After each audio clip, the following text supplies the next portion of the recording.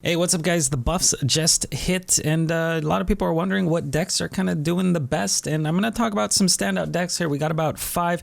There are a lot of cool archetypes that are out there right now. I'm not going to cover all of them. I'm just going to cover ones that stood out to me, ones that have been hitting relatively high legend, and I even got a budget deck in here as well. For those of you who are tight on dust and you don't really want to craft anything, which you shouldn't craft anything. The meta is very unstable right now. But let's go ahead and start off with Cantelope's deck here. He hit rank 12 legend with this Glowstone Technician Mech Paladin, and this is really cool. I mean, this archetype was kind of a thing before the buffs. It just wasn't that great. It was still decent and it was fun, but now that Crystology has been halved in its mana cost and the Glowstone Technician has gone from 6 mana to 5 mana, this deck looks a lot better, and there are a lot of people messing around with this. We also got Snip Snap in here, so kind of 3 newish cards. Crystology is just nuts. 1 mana, draw 2 cards is insane. The Glowstone Technician is just huge. Like, landing it on 3 dudes in your hand is going to give you +6/+6 worth of stats, right? And then when you have so many cheap dudes in your hand, so many cheap mechs, you hit them with the Glowstone Tech, you build a huge robot, you slap your opponent in the face, and it feels amazing.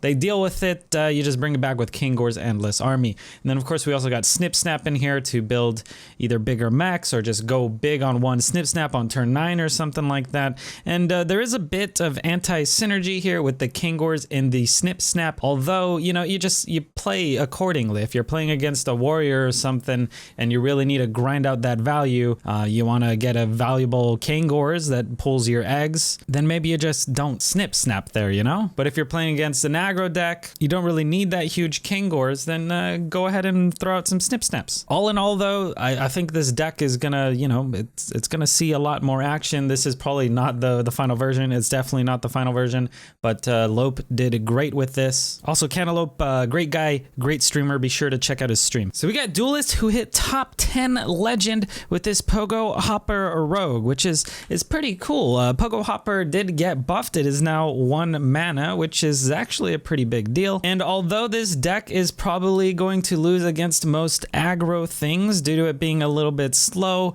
it's gonna win against stuff like Control Warrior, because eventually you're just gonna overwhelm your opponent with all these huge bunnies that they can't deal with. So get those bunnies down, you know, get a couple shadow steps on them, maybe a daring escape, you get them back to your hand, hit them with the lab recruiter, you know, draw a ton of them, hit it with the Togwaggle scheme. You could just get so many bunnies here. And of course Spirit of the Shark also playing into that as well, where you can either, you know, shuffle more into your deck or just make your buffs bigger, which would Piper consistently pulling that Pogo Hopper. And then we got Barista, which is just gonna give you more Pogos back in your hand. So this is definitely a really cool take. Hopefully Pogo Hopper sticks around and it's not just like a day 1 fad. All right, we got Fen hitting rank 1 legend with Jambre's list here. Jambre is a great deck creator and he's done it again here with this token Mutate Shaman. Now, I was doing great with the Burn Shaman. I've seen a ton of people doing great with the Burn Shaman, but this hit rank 1 legend and this is pretty nutty and it's an interesting take. I really didn't think that we would see something like this, and it's just getting a ton of value from Mutate, which has not seen a lot of play. The Thunderheads did get buffed to have 6 health, which has helped the class tremendously, it seems like. Like, Thunderhead was already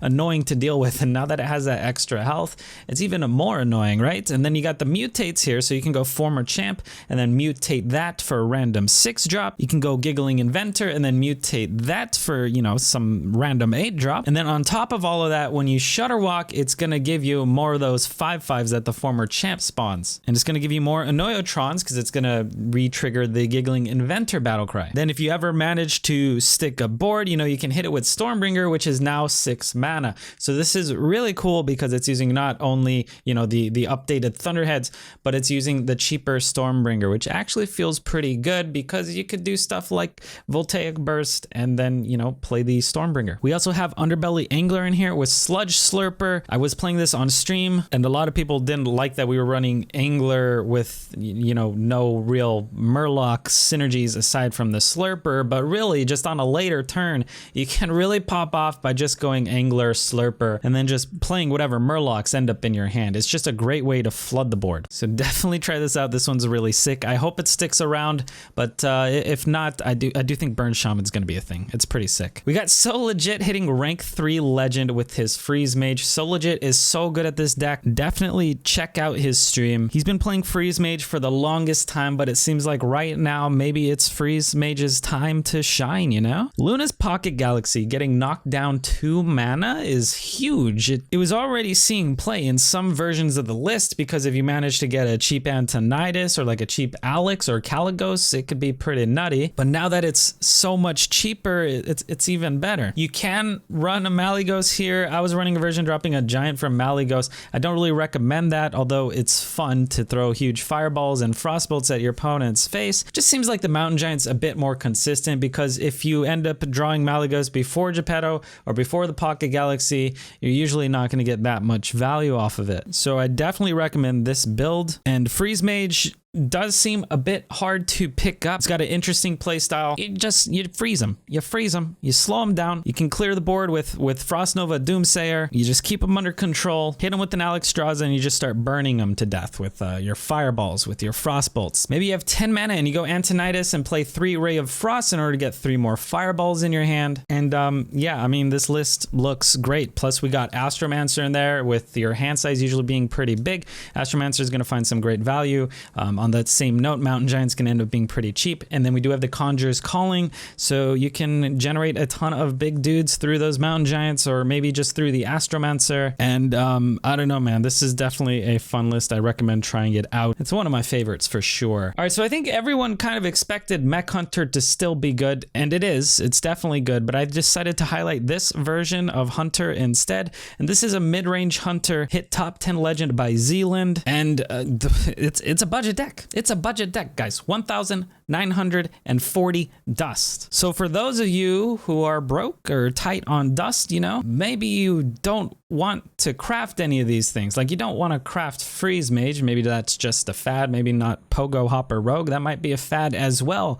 But this, you could probably, you know, you could probably get this one. Most expensive cards being a Master's Call, right? Because it's an epic. But other than that, you guys, you can do it, man. This isn't even running Zul'jin. I wonder if this is going to fizzle out as Warrior ends up inevitably making its way back into the meta. At that point, you just add Zul'jin and you should be fine. But for right now, it does seem like the budget variant is doing pretty well. So, you know, just try this out. It's nothing too crazy. It's not running any of the new buffed cards or anything like that. Just a solid mid-range Hunter list that is budget, hit top 10.